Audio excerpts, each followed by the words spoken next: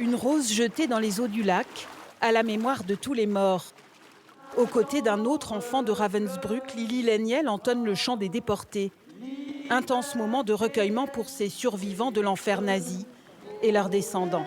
Dans ce camp mort-né, sauvage, entouré d'un mur de fer.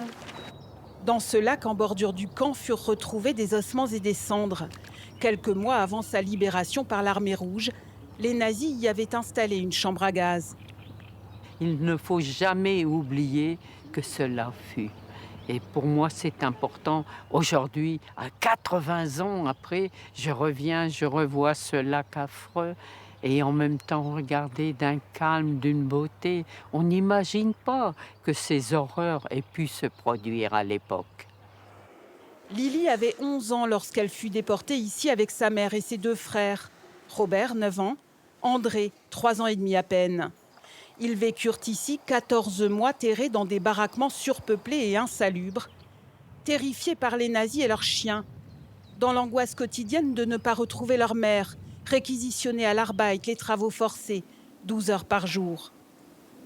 Nous crevions littéralement de faim, vraiment, de froid également. Nous n'avions absolument rien pour nous couvrir, pas de pull, rien que nos pauvres haillons, nos pauvres robes rayées.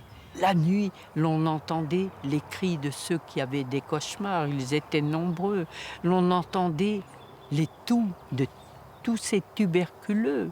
L'on entendait les râles des mourants. Je ne veux que plus un seul être humain ne puisse à nouveau revivre cette infamie.